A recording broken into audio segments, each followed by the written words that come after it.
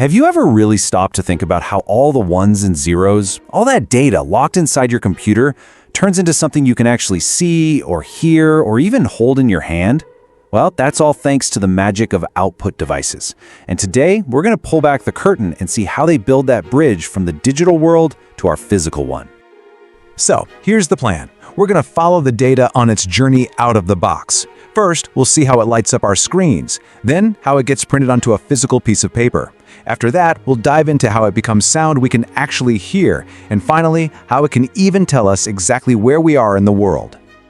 At its very heart, an output device is basically the translator between your computer's digital brain and your own human senses. It's that last absolutely critical step where all that incredible processing power gets turned into something we can finally understand. To put it simply, it's any piece of hardware that takes a computer's finished work and presents it to us. Whether that's text on a screen, music from a speaker, or a photo printed out, this is literally the computer's way of talking to us. And believe me, computers have a lot of ways to talk. We're going to start with the stuff we all know, like monitors and printers, but we're also going to check out some really cool, specialized tools, from the plotters that draw up massive blueprints to the GPS that guides your car. Let's kick things off with the most common output device of all, the one you're probably staring at right this very second, the monitor. It's our main window into that digital world, our primary visual connection to everything our computers do. And wow, have monitors changed. For decades, the standard was that big, chunky box, the cathode ray tube, or CRT. They were the total opposite of today's sleek, flat panels. They were huge, heavy, and they guzzled electricity like you wouldn't believe. So how did those old beasts even work? Well, think of it like a super high-speed, invisible painter. Way in the back, electron guns would shoot out beams of electrons. A magnetic field, called a deflection yoke, would then guide those beams with incredible precision, painting an image, line by tiny line, onto a special screen that would glow wherever the electrons hit. It was a really amazing piece of engineering, actually. Now, for their time, they were awesome. They had pretty much zero motion blur and super high refresh rates, which made them incredible for early video games. But oh boy, the trade-offs were massive. They took up your entire desk, doubled as a space heater in the winter, and seriously, they weighed a ton. And all of that, of course, led us to the modern era of flat panel displays. Game-changing technologies like LCD, which uses liquid crystals to block or pass light, and LED backlighting. These are the innovations that gave us the thin, light, power-sipping screens that made things like laptops and smartphones even possible. Okay, so a monitor gives us a great visual output, but it's temporary, right? It's just light. But what if you need a permanent physical version of something? Well, that's where printers come in, creating what we call a hard copy. When you get right down to it, printers really fall into two big families. First, you've got impact printers. These were kind of like an old typewriter, physically smacking an ink ribbon against the paper. And then you have non-impact printers, which create the image without ever touching the paper. The difference in the noise and the speed is, well, night and day. Let's take a trip back to a classic impact printer, the dot matrix. It had this print head packed with tiny little pins.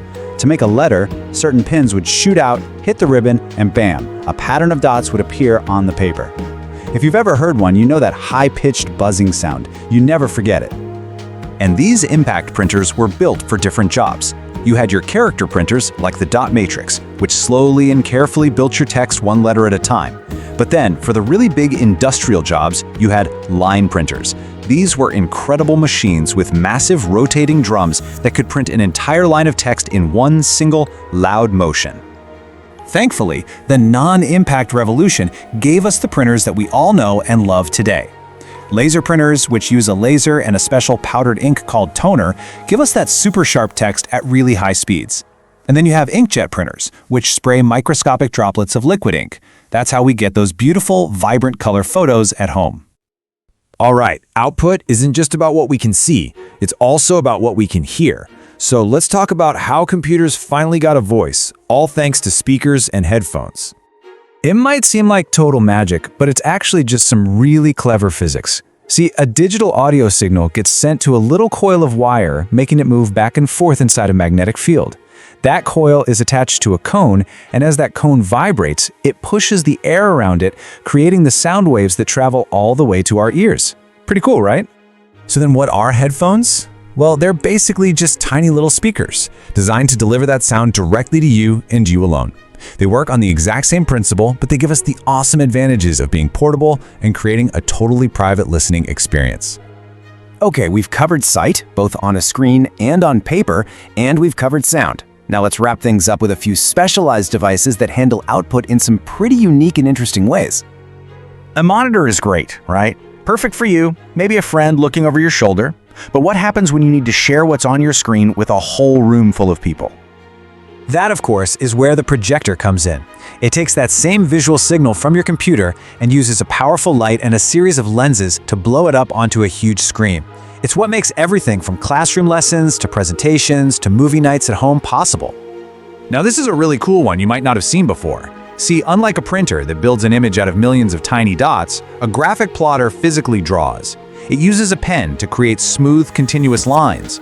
This makes it incredibly precise and absolutely perfect for things that need that level of detail, like architectural blueprints or complex engineering designs. And last but not least, let's talk about GPS.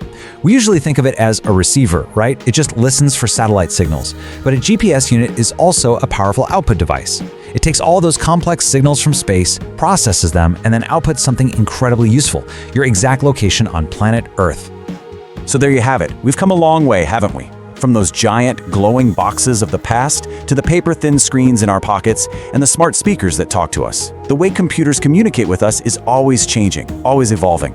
It really makes you wonder, as our world gets more and more connected, what will the output device of tomorrow even look like?